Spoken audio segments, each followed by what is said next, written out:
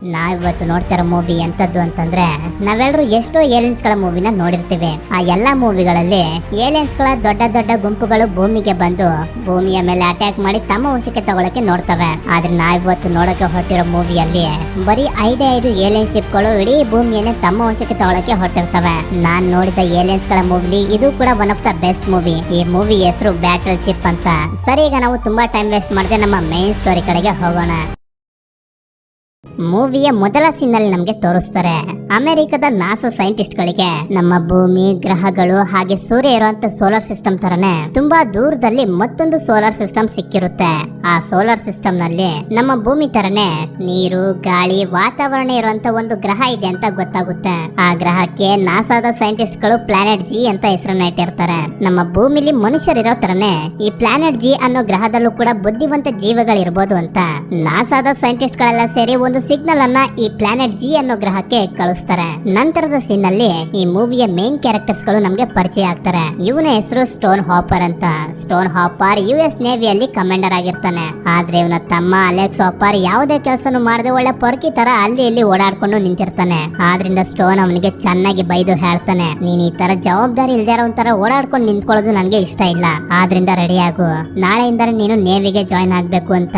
ನಂತರ ಸೀನ್ ಇಲ್ಲಿಂದ ಒಂದಷ್ಟು ವರ್ಷಗಳು ಮುಂದಕ್ಕೆ ಹೋಗುತ್ತೆ. ಅಲೆಕ್ಸ್ ಈಗ ಸ್ಟೋನ್ ಹಾಪರ್ ನ ಮಾತನ್ನ ಕೇಳಿ ತುಂಬಾ ಕಷ್ಟಪಟ್ಟು US ನೇವಿಯಲ್ಲಿ ಲ್ಯೂಟಿನೆಂಟ್ ಆಗಿರ್ತಾನೆ. ಅಷ್ಟೇ ಅಲ್ಲ, US ನೇವಿಯ ಅಡ್ಮಿರಲ್ ಮಗಳು ಸ್ಯಾಮ್ ನ ಇಷ್ಟಪಡ್ತಿರ್ತಾನೆ. ಸ್ಯಾಮ್ ನ ಇಷ್ಟಪಡ್ತಿರುವಂತ ವಿಷಯನ ಅವಳ ತಂದೆ ಅಡ್ಮಿರಲ್ ಶೇನ್ ಗೆ ಹೇಳೋದಕ್ಕೆ ಅಂತ ಹೋಗ್ತಾನೆ. ಆದ್ರೆ ಅಲೆಕ್ಸ್ ಹತ್ರ ಡಿಸಿಪ್ಲಿನ್ ಇಲ್ಲ, ಹಾಗೆ ಅವನು ಯಾವುದೇ ಕೆಲಸನ ಸರಿಯಾಗಿ ಮಾಡೋದಿಲ್ಲ ಅಂತ ಅಡ್ಮಿರಲ್ ಗೆ ಗೊತ್ತಾಗೋಗುತ್ತೆ. ಆದ್ರಿಂದ ಅವರು ಅವರ ಮಗಳನ್ನ ಇವನಿಗೆ ಕೊಟ್ಟು ಮದುವೆ ಮಾಡೋದಕ್ಕೆ ಒಪ್ಕೊಳ್ಳೋದಿಲ್ಲ.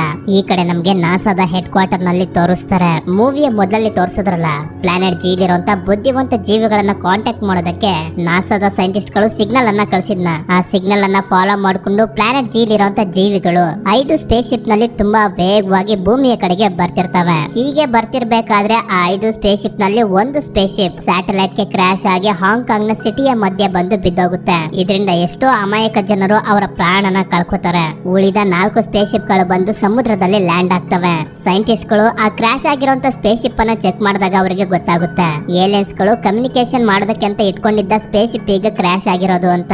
ಈ ಕಡೆ ಸಮುದ್ರದ ಮಧ್ಯದಲ್ಲಿ 4 ಸ್ಪೇಸ್ ಶಿಪ್ ಗಳು ಬಂದು ಲ್ಯಾಂಡ್ ಆಗಿರ್ತಾವಲ್ಲ, ಅವುಗಳ ಹತ್ರ US ನೇವಿ ಅವರು ಬರ್ತಾರೆ. ಅಲೆಕ್ಸ್ ಹಾಗೂ ಕಮಾಂಡರ್ ಆಗಿರುವ ಅವನ ಅಣ್ಣ ಸ್ಟೋನ್ ಹಾಪರ್ ಕೂಡ ಇಲ್ಲಿರ್ತಾರೆ. ನಂತರ ಸ್ಪೇಸ್ ಶಿಪ್ ನ ಒಳಗಡೆ ಏನಿದೆ ಅಂತ ಚೆಕ್ ಮಾಡೋದಕ್ಕೆ ಅಲೆಕ್ಸ್ ಹಾಗೂ ಇಬ್ಬರು ಸೋಲ್ಜರ್ಸ್ ಗಳನ್ನ ಆ ಜಾಗಕ್ಕೆ ಕಳಿಸ್ತಾರೆ. ಅಲೆಕ್ಸ್ ಕೂಡ ಸ್ಪೇಸ್ ಶಿಪ್ ಹತ್ರ ಬಂದು ಏನಿರ್ಬೋದು ಅಂತ ಚೆಕ್ ಮಾಡೋದಕ್ಕೆ ಟಚ್ ಮಾಡ್ತಾನೆ. ಟಚ್ ಮಾಡಿದ ತಕ್ಷಣ ಐ ವೋಲ್ಟೇಜ್ ಶಾಕ್ ಹೊಡೆದು ಅವನು ದೂರವಾಗಿ ಬಿದ್ದೋಗ್ತಾನೆ. ಅದೇ ಸಮಯಕ್ಕೆ ತುಂಬಾ ಪ್ರಕಾಶಮಾನವಾದ ಬೆಳಕು ಹೊರಗಡೆ ಬಂದು ಆ 4 ಸ್ಪೇಸ್ ಶಿಪ್ ಇದ್ದ ಸುತ್ತಮುತ್ತಲ ಜಾಗದಲ್ಲಿ ಒಂದು ಪ್ರೊಟೆಕ್ಟಿವ್ ಶೀಲ್ಡ್ ಕ್ರಿಯೇಟ್ ಆಗುತ್ತೆ. ಹೀಗೆ ಕ್ರಿಯೇಟ್ ಆದಂತ ಪ್ರೊಟೆಕ್ಟಿವ್ ಶೀಲ್ಡ್ ಒಳಗಡೆ US ನೇವಿಯ ಎಷ್ಟೋ ಹಡಗುಗಳು ಕೂಡ ಸೇರ್ಕೊಬಿಡ್ತವೆ. ಅದರಲ್ಲಿ ಅಲೆಕ್ಸ್ ಹಾಗೂ ಅವನ ಅಣ್ಣ ಸ್ಟೋನ್ ಹಾಪರ್ ಕೂಡ ಇರ್ತಾರೆ. ಇಲ್ಲಿ US ನೇವಿ ಅವರಿಗೆ ಮತ್ತೊಂದು ಪ್ರಾಬ್ಲಮ್ ಎದುರಾಗುತ್ತೆ. ಅದೇನಂತಂದ್ರೆ ಏಲಿಯನ್ಸ್ ಗಳ ಶಿಪ್ ಗಳು ಕಣ್ಣಿಗೇನು ಕಾಣಿಸ್ತಿರ್ತವೆ, ಆದ್ರೆ US ನೇವಿಯ ರೆಡಾರ್ ನಲ್ಲಿ ಡಿಟೆಕ್ಟ್ ಆಗ್ತಿರೋದಿಲ್ಲ. ಕ್ರಿಯೇಟ್ ಆಗಿರೋಂತ ಪ್ರೊಟೆಕ್ಟಿವ್ ಶೀಲ್ಡ್ ಇಂದ ಯಾರು ಕೂಡ ಹೊರಗಡೆ ಹೋಗೋದಕ್ಕಾಗೋದಿಲ್ಲ, ಹಾಗೆ ಹೊರಗಡೆಯಿಂದ ಒಳಗಡೆನೂ ಕೂಡ ಬರೋದಕ್ಕಾಗೋದಿಲ್ಲ. ಯಾಕೆಂತಂದ್ರೆ ಪ್ರೊಟೆಕ್ಟಿವ್ ಶೀಲ್ಡ್ ಅಷ್ಟು ಸ್ಟ್ರಾಂಗ್ ಆಗಿರುತ್ತೆ. ಇದು ಕೂಡ ಸಾಕಾಗೋದಿಲ್ಲ ಅಂತ ಆ ಪ್ರೊಟೆಕ್ಟಿವ್ ಶೀಲ್ಡ್ ನ ಒಳಗಡೆ ಇರುವಂತ US ಆರ್ಮಿಯ ಸೋಲ್ಜರ್ಸ್ ಗಳ ಜೊತೆ ಕಾಂಟ್ಯಾಕ್ಟ್ ಮಾಡಿ ಮಾತಾಡೋದಕ್ಕೂ ಕೂಡ ಆಗ್ತಿರೋದಿಲ್ಲ. ಯಾಕೆಂತಂದ್ರೆ ಆ ಪ್ರೊಟೆಕ್ಟಿವ್ ಶೀಲ್ಡ್ ನ ಒಳಗಡೆ ಏಲಿಯನ್ಸ್ ಗಳು ಕಮ್ಯುನಿಕೇಶನ್ ಡಿವೈಸ್ ವರ್ಕ್ ಆಗದೆ ಇರೋ ರೀತಿ ಮಾಡ್ಬಿಟ್ಟಿರ್ತವೆ. ನಂತರ ನೀರಿನ ಒಳಗಡೆಯಿಂದ 3 ಏಲಿಯನ್ಸ್ ಗಳ ಶಿಪ್ ಗಳು ಮೇಲೆ ಬರ್ತವೆ. ಈ ಸ್ಪೇಸ್ ಶಿಪ್ ಗಳನ್ನ ನೋಡಿದ್ರೆ ಯಾರು ಬೇಕಾದ್ರೂ ಆರಾಮಾಗಿ ಗೊತ್ತಾಗುತ್ತೆ ಇವುಗಳನ್ನ ಯುದ್ಧಕ್ಕೋಸ್ಕರನೇ ಮಾಡಿರೋದು ಅಂತ. ನಂತರ ಸ್ಟೋನ್ ಹಾಪರ್ ಆ ಏಲಿಯನ್ಸ್ ಗಳ ಶಿಪ್ ಗೆ ಒಂದು ವಾರ್ನಿಂಗ್ ಸಿಗ್ನಲ್ ಅನ್ನ ಕೊಡ್ತಾನೆ. ಏಲಿಯನ್ಸ್ ಗಳು ಕೂಡ ಏನು ಕಮ್ಮಿ ಆಗಿರ್ಲಿಲ್ಲ, ಹೈ ಫ್ರೀಕ್ವೆನ್ಸಿ ಎಲೆಕ್ಟ್ರೋಮ್ಯಾಗ್ನೆಟಿಕ್ ವೇವ್ಸ್ ಅನ್ನ ರಿಲೀಸ್ ಮಾಡ್ತವೆ. ಅದು ಎಷ್ಟು ಸ್ಟ್ರಾಂಗ್ ಆಗಿರುತ್ತೆ ಅಂತಂದ್ರೆ ಕಿಟಕಿ ಗಾಜುಗಳೆಲ್ಲ ಒಡೆದೋಗ್ತವೆ. ಹಾಗೆ ಯಾರ ಕೈಲೂ ಕೂಡ ಅದನ್ನ ಕೇಳೋದಕ್ಕೆ ಆಗೋದಿಲ್ಲ.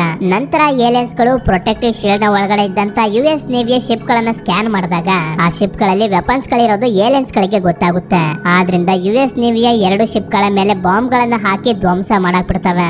ಏಲಿಯನ್ಸ್ ಗಳು ಮಾಡಿದ ಈ ಬಾಂಬ್ ಬ್ಲಾಸ್ಟ್ ಅಲ್ಲಿ ಅಲೆಕ್ಸ್ ನ ಅಣ್ಣ ಸ್ಟೋನ್ ಹಾಪರ್ ನು ಕೂಡ ಸೇರಿಸಿ ತುಂಬಾ ಜನ ಆಫೀಸರ್ಸ್ ಗಳು ಸತ್ತೋಗ್ತಾರೆ. ಇದನ್ನೆಲ್ಲ ನೋಡಿ ಅಲೆಕ್ಸ್ ಕಂತೂ ತುಂಬಾನೇ ದುಃಖ ಆಗೋಗುತ್ತೆ. ನಂತರ ಅಲೆಕ್ಸ್ ಅವನ ಶಿಪ್ ಗೆ ಬಂದು ಅವನ ಅಣ್ಣ ಹಾಗೂ ತುಂಬಾ ಆಫೀಸರ್ಸ್ ಗಳನ್ನ ಆ ಏಲಿಯನ್ಸ್ ಗಳು ಸಾಯಿಸಿರೋದ್ರಿಂದ ತುಂಬಾ ಕೋಪದಿಂದಾನೆ ಅಲ್ಲಿರೋರಿಗೆಲ್ಲ ಆರ್ಡರ್ ಮಾಡ್ತಾನೆ, ಎಲ್ಲಾ ವೆಪನ್ಸ್ ಗಳನ್ನ ತಯಾರು ಮಾಡ್ಕೊಳ್ಳಿ, ನಾವು ಆ ಏಲಿಯನ್ಸ್ ಗಳ ಮೇಲೆ ಅಟ್ಯಾಕ್ ಮಾಡ್ತಿದೀವಿ ಅಂತ. ಆದ್ರೆ ಆ ಏಲಿಯನ್ಸ್ ಗಳು ಮತ್ತೊಂದು ಶಿಪ್ ಅನ್ನ ಬ್ಲಾಸ್ಟ್ ಮಾಡ್ಬಿಡ್ತವೆ. ಆ ಶಿಪ್ ನಲ್ಲಿ ಇದ್ದಂತ ಜನರೆಲ್ಲ ನೀರಿನಲ್ಲಿ ಮುಳುಗ್ತಿರ್ತಾರೆ. ಮೊದಲು ಅವರನ್ನ ಕಾಪಾಡಬೇಕು ಅಂತ ಅಲೆಕ್ಸ್ ಹಾಗೂ ಅವನ ಟೀಮ್ ನವರೆಲ್ಲ ಆ ಮುಳುಗ್ತಿರುವಂತ ಆಫೀಸರ್ಸ್ ಗಳನ್ನ ಕಾಪಾಡೋದಕ್ಕೆ ಅಂತ ಹೋಗ್ತಾರೆ. ಇವರು ಅಟ್ಯಾಕ್ ಅನ್ನ ಮಾಡೋದಕ್ಕೆ ಬರ್ದೆ ಬೇರೆ ಕಡೆಗೆ ಹೋಗ್ತಿರೋದನ್ನ ನೋಡಿ ಏಲಿಯನ್ಸ್ ಗಳು ಅವರ ಮೇಲೆ ಅಟ್ಯಾಕ್ ಮಾಡೋದಕ್ಕೆ ಹೋಗೋದಿಲ್ಲ. ಅಂದ್ರೆ ಇಲ್ಲಿ ನಮ್ಗೆ ಗೊತ್ತಾಗುತ್ತೆ ಯಾರಿಂದ ಹಾಗೂ ಯಾವ ವಸ್ತುವಿನಿಂದ ನಮ್ಗೆ ಅಪಾಯ ಇದೆ ಅಂತ ಗೊತ್ತಾಗುತ್ತೋ ಏಲಿಯನ್ಸ್ ಗಳು ಅವುಗಳ ಮೇಲೆ ಮಾತ್ರ ಅಟ್ಯಾಕ್ ಮಾಡಿ ಅವುಗಳನ್ನ ನಾಶ ಮಾಡ್ತವೆ. ನಂತರ ಏಲಿಯನ್ಸ್ ಗಳ ಮದರ್ ಸ್ಪೇಸ್ ಶಿಪ್ ನಿಂದ 3 ಡ್ರೋನ್ ಗಳು ಹೊರಗಡೆ ಬಂದು ಏರ್ ಫೋರ್ಸ್ ನ ಬೇಸ್ ಹತ್ರ ಹೋಗಿ ಅಲ್ಲಿರುವಂತ ಎಲ್ಲಾ ವಸ್ತುಗಳನ್ನ ಸ್ಕ್ಯಾನ್ ಮಾಡ್ತವೆ. ಅಲ್ಲಿ ಯಾವ್ಯಾವ ವಸ್ತುಗಳಿಂದ ಮನುಷ್ಯರು ನಮ್ಮ ಮೇಲೆ ಅಟ್ಯಾಕ್ ಮಾಡಬಹುದು ಅಂತ ಏಲಿಯನ್ಸ್ ಗಳಿಗೆ ಗೊತ್ತಾಗುತ್ತೋ ಆ ವಸ್ತುಗಳನ್ನೆಲ್ಲ ಕಣ್ಣು ಮುಚ್ಚಿ ಕಣ್ಣು ಬಿಡೋಷ್ಟರಲ್ಲಿ ನಾಶ ಮಾಡಿ ಅಲ್ಲಿಂದ ಸೀದಾ ಆ 3 ಡ್ರೋನ್ಸ್ ಗಳು ಸಿಟಿಯ ಒಳಗಡೆ ಬರ್ತವೆ. ಸಿಟಿಯಲ್ಲೂ ಕೂಡ ಅಷ್ಟೇನೆ ಯಾವ್ಯಾವ ವಸ್ತುಗಳು ಡೇಂಜರಸ್ ಅಂತ ಗೊತ್ತಾಗುತ್ತೋ ಆ ವಸ್ತುಗಳನ್ನೆಲ್ಲ ಏಲಿಯನ್ಸ್ ಗಳ ಡ್ರೋನ್ ಗಳು ನಾಶ ಮಾಡ್ತಾ ಹೋಗ್ತವೆ. ಒಂದು ಡ್ರೋನ್ ಒಂದು ಚಿಕ್ಕ ಹುಡುಗನ ಮುಂದೆ ಬಂದು ಅವನನ್ನ ಸ್ಕ್ಯಾನ್ ಮಾಡಿದಾಗ ಏಲಿಯನ್ಸ್ ಗಳಿಗೆ ಗೊತ್ತಾಗುತ್ತೆ ಇವನ ಒಳಗಡೆ ಯಾವುದೇ ತರದ ವೆಪನ್ ಇಲ್ಲ, ಇವನಿಂದ ನಮ್ಗೆ ಯಾವುದೇ ತೊಂದರೆ ಆಗೋದಿಲ್ಲ ಅಂತ. ಆದ್ರಿಂದ ಅವನಿಗೆ ಏನು ಮಾಡದೆ ಅಲ್ಲಿಂದ ಹೊರಟೋಗುತ್ತೆ. ಈ ಕಡೆ ಅಡ್ಮಿರಲ್ ನ ಮಗಳು ಸ್ಯಾಮ್, ಅದೇ ಅಲೆಕ್ಸ್ ಇಷ್ಟ ಪಡ್ತಿರ್ತಾನಲ್ಲ ಅದೇ ಹುಡುಗಿ. ಈ ಸ್ಯಾಮ್ ಒಬ್ಳು ಫಿಸಿಯೋಥೆರಪಿಸ್ಟ್. ಆದ್ರಿಂದ ಯುದ್ಧದಲ್ಲಿ ತನ್ನ 2 ಕಾಲನ್ನ ಕಳ್ಕೊಂಡಿರೋ ಮೈಕ್ ಅನ್ನು ಎಕ್ಸ್ ಮಿಲಿಟರಿ ಆಫೀಸರ್ ನ ಮೀಟ್ ಮಾಡಿ ಅವನ ಕಾಲಿಗೆ ಹಾಕಿರುವಂತ ಸ್ಟೀಲ್ ಲೆಗ್ಸ್ ಗಳಿಂದ ನಡೆಯೋದಕ್ಕೆ ಟ್ರೈನಿಂಗ್ ಅನ್ನ ಕೊಡೋದಕ್ಕೆ ಬಂದಿರ್ತಾಳೆ. ಹೀಗೆ ಮೈಕ್ಗೆ ವಾಕಿಂಗ್ ಮಾಡಿಸೋದಕ್ಕೆ ಅಂತ ಬೆಟ್ಟದ ಮೇಲೆ ನಡ್ಕೊಂಡು ಹೋಗ್ತಿರ್ಬೇಕಾದ್ರೆ ನೋಡ್ತಾರೆ ಏಲಿಯನ್ಸ್ ಗಳು ಅವರ ಸ್ಪೇಸ್ ಶಿಪ್ ನಲ್ಲಿ ಈ ಮನುಷ್ಯರು ಬೇರೆ ಗ್ರಹದ ಜೀವಿಗಳ ಜೊತೆ ಕಾಂಟ್ಯಾಕ್ಟ್ ಮಾಡೋದಕ್ಕೆ ಒಂದಷ್ಟು ಡಿವೈಸ್ ಗಳನ್ನ ತಯಾರು ಮಾಡಿರ್ತಾರಲ್ಲ ಆ ಡಿವೈಸ್ ಗಳನ್ನೆಲ್ಲ ತಮ್ಮ ವಶಕ್ಕೆ ತಗೊಂಡು ಅವರ ಗ್ರಹದ ಜೀವಿಗಳ ಜೊತೆ ಕಾಂಟ್ಯಾಕ್ಟ್ ಮಾಡೋದಕ್ಕೆ ಪ್ರಯತ್ನ ಪಡ್ತಿರ್ತಾರೆ. ಯಾಕೆ ಅಂತಂದ್ರೆ ಆಗ್ಲೇ ನಮ್ಗೆ ತೋರಿಸಿದ್ರಲ್ಲ 5 ಸ್ಪೇಸ್ ಶಿಪ್ ನಲ್ಲಿ ಒಂದು ಸ್ಪೇಸ್ ಶಿಪ್ ಸ್ಯಾಟಲೈಟ್ ಗೆ ಕ್ರಾಶ್ ಆಗಿದ್ದನ್ನ. ಆ ಕ್ರಾಶ್ ಆಗಿದ್ದಂತ ಸ್ಪೇಸ್ ಶಿಪ್ ಏಲಿಯನ್ಸ್ ಗಳು ಕಮ್ಯುನಿಕೇಶನ್ ಮಾಡೋದಕ್ಕೆ ಅಂತ ಇಟ್ಕೊಂಡಿದ್ದಂತ ಒಂದು ಸ್ಪೇಸ್ ಶಿಪ್ ಅದು ಈಗ ನಾಶ ಆಗಿರೋದ್ರಿಂದ ಕಮ್ಯುನಿಕೇಶನ್ ಮಾಡೋದಕ್ಕೆ ಮನುಷ್ಯರ ಡಿವೈಸ್ ಗಳನ್ನೇ ಉಪಯೋಗಿಸ್ಕೊತಿರ್ತವೆ. ಈ ಕಡೆ ತೋರಿಸ್ತಾರೆ ಅಲೆಕ್ಸ್ ನ ಶಿಪ್ ನಲ್ಲಿರುವಂತ ಆಫೀಸರ್ಸ್ ಗಳಿಗೆ ಪ್ರಜ್ಞೆ ತಪ್ಪಿರುವಂತ ಒಂದು ಏಲಿಯನ್ ಸಿಕ್ಕಿರುತ್ತೆ. ಅದೇ ಸ್ಯಾಟಲೈಟ್ ಗೆ ಕ್ರಾಶ್ ಆಗಿರುತ್ತಲ್ಲ ಒಂದು ಸ್ಪೇಸ್ ಶಿಪ್, ಆ ಸ್ಪೇಸ್ ಶಿಪ್ ನಲ್ಲಿ ಇದ್ದಂತ ಒಂದು ಏಲಿಯನ್ ಸಮುದ್ರಕ್ಕೆ ಬಿದ್ದೋಗಿರುತ್ತೆ. ಅದೇ ಏಲಿಯನ್ ಈಗ ಈ ಆಫೀಸರ್ಸ್ ಗಳಿಗೆಲ್ಲ ಸಿಕ್ಕಿರೋದು. ಅಲೆಕ್ಸ್ ಆ ಏಲಿಯನ್ ಹೆಲ್ಮೆಟ್ ಅನ್ನ ತೆಗೆದು ನೋಡಿದಾಗ ಎಲ್ರಿಗೂ ಗೊತ್ತಾಗುತ್ತೆ ಈ ಏಲಿಯನ್ಸ್ ಗಳು ನೋಡೋದಕ್ಕೆ ಸ್ವಲ್ಪ ಮನುಷ್ಯರ ತರನೇ ಇರೋದು ಅಂತ. ಹೀಗೆ ಚೆಕ್ ಮಾಡ್ತಿರ್ಬೇಕಾದ್ರೆ ಆ ಏಲಿಯನ್ ಗೆ ಎಚ್ಚರ ಆಗಿ ಅಲೆಕ್ಸ್ ನ ತಲೆಯ ಮೇಲೆ ಕೈ ಇಟ್ಟು ಇದುವರೆಗೂ ಆ ಏಲಿಯನ್ ಗಳು ಎಷ್ಟು ಗ್ರಹನ ಯಾವ್ಯಾವ ತರ ನಾಶ ಮಾಡಿದಾವೆ ಅಂತ ಟೆಲಿಪತಿ ಮೂಲಕ ತೋರಿಸುತ್ತೆ. ಅದೇ ಸಮಯಕ್ಕೆ ಅಲ್ಲಿಗೆ ಮತ್ತಷ್ಟು ಏಲಿಯನ್ಸ್ ಗಳು ಬಂದು ಆಫೀಸರ್ಸ್ ಗಳಿಗೆ ನೀರ್ನಲ್ಲಿ ಸಿಕ್ಕಿತ್ತಲ್ಲ ಒಂದು ಏಲಿಯನ್, ಅದನ್ನ ಕರ್ಕೊಂಡು ಅಲ್ಲಿಂದ ಹೊರಟೋಗ್ತವೆ. ಆದ್ರೆ ಇನ್ನೂ ಕೂಡ ಒಂದು ಏಲಿಯನ್ ಈ ನೇವಿಯ ಶಿಪ್ ನಲ್ಲೇ ಇರುತ್ತೆ. ಯಾಕೆ ಅಂತಂದ್ರೆ ಈ ಶಿಪ್ ನಲ್ಲಿ ಇರುವಂತ ಡೇಂಜರಸ್ ವೆಪನ್ಸ್ ಗಳನ್ನೆಲ್ಲ ನಾಶ ಮಾಡಿ ಮನುಷ್ಯರು ಏಲಿಯನ್ಸ್ ಗಳ ಮೇಲೆ ಅಟ್ಯಾಕ್ ಮಾಡದೇ ಇರೋ ರೀತಿ ಮಾಡೋದಕ್ಕೆ. ಹೀಗೆ ಮಾಡದೇ ಇರೋದಕ್ಕೆ ಅಲ್ಲಿರುವಂತ ಜನರೆಲ್ಲ ಆ ಏಲಿಯನ್ ಅನ್ನ ತಡೆಯೋದಕ್ಕೆ ತುಂಬಾ ಪ್ರಯತ್ನ ಪಡ್ತಾರೆ. ಆದ್ರೆ ಏನು ಕೂಡ ಪ್ರಯೋಜನ ಆಗೋದಿಲ್ಲ. ಯಾಕೆ ಅಂತಂದ್ರೆ ಆ ಏಲಿಯನ್ ಅಷ್ಟು ಪವರ್ಫುಲ್ ಆಗಿರುತ್ತೆ. ನಂತರ ಅಲೆಕ್ಸ್ ಹೇಗೋ ಮಾಡಿ ಆ ಏಲಿಯನ್ ಅನ್ನ ಶಿಪ್ ನ ಮೇಲೆ ಕರ್ಕೊಂಡು ಬರ್ತಾನೆ. ಆಗ ಏಲಿಯನ್ ಗೆ ಹತ್ರದಿಂದ ಶೂಟ್ ಮಾಡಿ ಪೀಸ್ ಮಾಡಿ ಆ ಏಲಿಯನ್ ಅನ್ನ ನಾಶ ಮಾಡಾಕ್ತಾರೆ.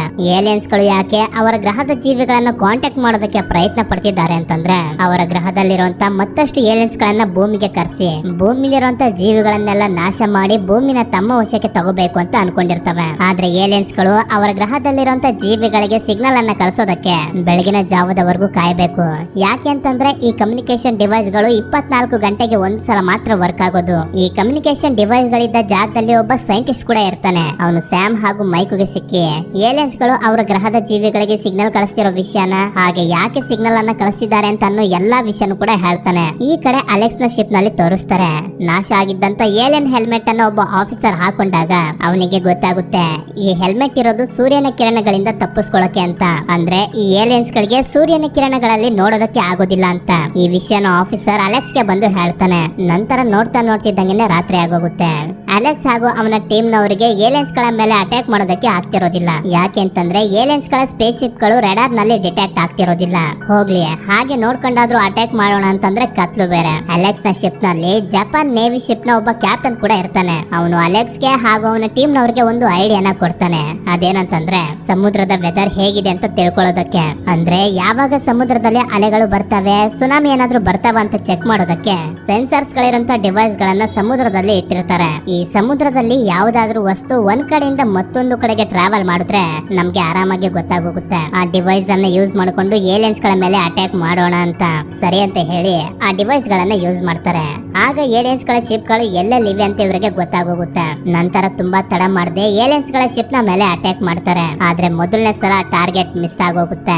ಏಲಿಯನ್ಸ್ ಗಳು ಕೂಡ ಇವರ ಮೇಲೆ ಅಟ್ಯಾಕ್ ಮಾಡ್ತಾರೆ, ಆದ್ರೆ ಅವರ ಗುರಿನೂ ಕೂಡ ಮಿಸ್ ಆಗೋಗುತ್ತೆ. ನಂತರ 2 ಏಲಿಯನ್ ಶಿಪ್ ಗಳು ಅಲೆಕ್ಸ್ ನ ಶಿಪ್ ಹತ್ರ ಬರ್ತಿರ್ತವೆ. ಆಗ ಅಲೆಕ್ಸ್ ಹಾಗೂ ಅವನ ಟೀಮ್ ನವರು ತುಂಬಾನೇ ಸ್ಟ್ರಾಂಗ್ ಆಗಿರುವಂತ ಬಾಂಬ್ ಗಳನ್ನ ಆ 2 ಏಲಿಯನ್ ಶಿಪ್ ಗಳ ಕಡೆಗೆ ರಿಲೀಸ್ ಮಾಡ್ತಾರೆ. ಈ ಸಲ ಟಾರ್ಗೆಟ್ ಮಿಸ್ ಆಗೋದಿಲ್ಲ. ಹೀಗೆ ಒಂದೇ ಏಟ್ ನಲ್ಲಿ 2 ಏಲಿಯನ್ ಶಿಪ್ ಗಳನ್ನ ಅಲೆಕ್ಸ್ ಹಾಗೂ ಅವನ ಟೀಮ್ ನವರು ಧ್ವಂಸ ಮಾಡಾಕ್ತಾರೆ. ಈ ಕಡೆ ಸ್ಯಾಮ್ ಹಾಗೂ ಮೈಕ್ ನ ಜೊತೆ ಒಬ್ಬ ಸೈಂಟಿಸ್ಟ್ ಇರ್ತಾನಲ್ಲ, ಅವನು ಒಂದು ವಿಶೇಷವಾದ ಟ್ರಿಕ್ ಅನ್ನ ಯೂಸ್ ಮಾಡಿ ರೇಡಿಯೋದ ಮೂಲಕ ಸಮುದ್ರದಲ್ಲಿರುವಂತ ಅಲೆಕ್ಸ್ ನ ಕಾಂಟ್ಯಾಕ್ಟ್ ಮಾಡ್ತಾನೆ. ಆಗ ಸ್ಯಾಮ್ ಅಲೆಕ್ಸ್ ಗೆ ಹೇಳ್ತಾಳೆ, ಅಲೆಕ್ಸ್, ಏಲಿಯನ್ಸ್ ಗಳು ಬೆಟ್ಟದ ಮೇಲಿರುವಂತ ಕಮ್ಯುನಿಕೇಶನ್ ಡಿವೈಸ್ ಗಳನ್ನ ಯೂಸ್ ಮಾಡ್ಕೊಂಡು ಅವರ ಗ್ರಹದ ಮತ್ತಷ್ಟು ಏಲಿಯನ್ಸ್ ಗಳನ್ನ ಭೂಮಿಗೆ ಕರೆಸಿ ಭೂಮಿನ ತಮ್ಮ ವಶಕ್ಕೆ ತಗೋಬೇಕು ಅಂತ ನೋಡ್ತಿದ್ದಾವೆ. ಮೊದಲು ನೀವು ಈ ಕಮ್ಯುನಿಕೇಶನ್ ಡಿವೈಸ್ ಗಳನ್ನ ನಾಶ ಮಾಡಬೇಕು.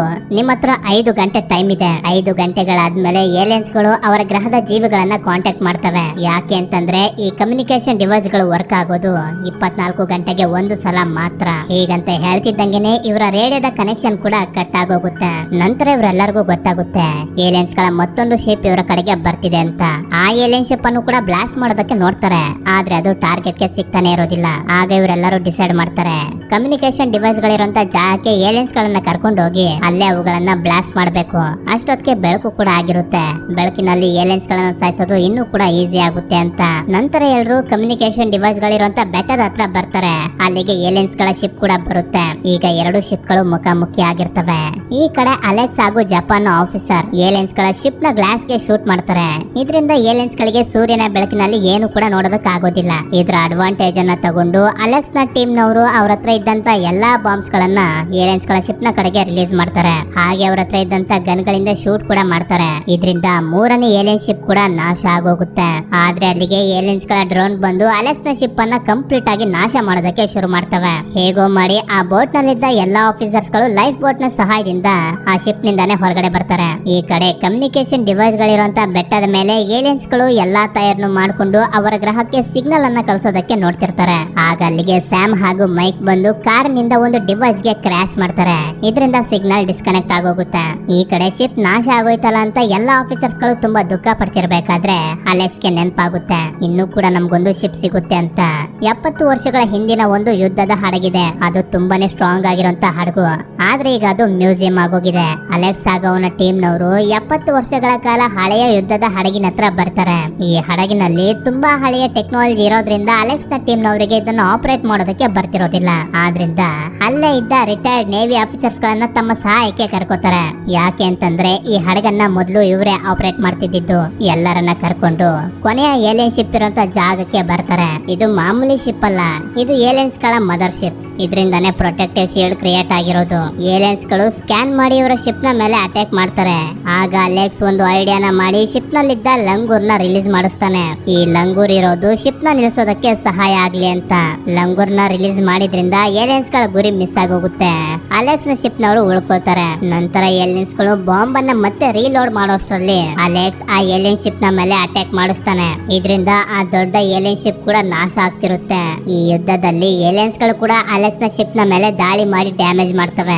ನಂತರ ಅಲೆಕ್ಸ್ ನ ಟೀಮ್ ನವರು ಎಲ್ಲಾ ಬಾಂಬ್ ಗಳನ್ನ ಯೂಸ್ ಮಾಡಿಕೊಂಡು ಏಲಿಯನ್ಸ್ ಗಳ ಮೇಲೆ ಅಟ್ಯಾಕ್ ಮಾಡ್ತಾರೆ. ಇದರಿಂದ ದೊಡ್ಡ ಶಿಪ್ ನಾಶ ಆಗಿ ಪ್ರೊಟೆಕ್ಟಿವ್ ಶೀಲ್ಡ್ ಕೂಡ ಹೊರಟೋಗುತ್ತೆ. ಅಲೆಕ್ಸ್ ನ ಶಿಪ್ ನಲ್ಲಿ ಈಗ ಬರೀ ಒಂದೇ ಒಂದು ಬಾಂಬ್ ಉಳ್ಕೊಂಡಿರುತ್ತೆ.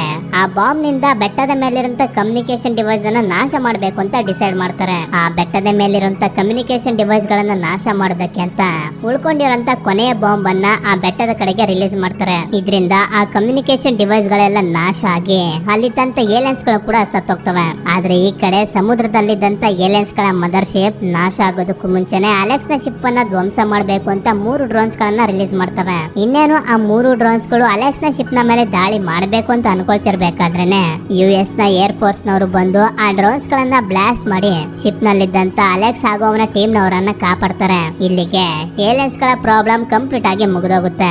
ನಂತರ ಈ ಮೂವಿಯ ಕೊನೆಯಲ್ಲಿ ತೋರಿಸ್ತಾರೆ ಎಕ್ಸ್ ಮಿಲಿಟರಿ ಆಫೀಸರ್ ಮೈಕ್ ಮಾಡಿದ ಕೆಲಸದಿಂದ US ನೇವಿ ಅವರು ಅವನಿಗೆ ಸನ್ಮಾನ ಮಾಡ್ತಾರೆ. ಈ ಯುದ್ಧದಲ್ಲಿ ಪ್ರಾಣ ಬಿಟ್ಟ ಸ್ಟೋನ್ ಹಾಪರ್ ಹಾಗೂ ಎಲ್ಲಾ ಸೈನಿಕರಿಗೂ ಕೂಡ ಗೌರವವನ್ನ ಸಲ್ಲಿಸ್ತಾರೆ. ಕೊನೆಯದಾಗಿ ಅಲೆಕ್ಸ್ ನ ಟೀಮ್ ನವರಿಗೆ ಸನ್ಮಾನ ಮಾಡ್ತಾರೆ.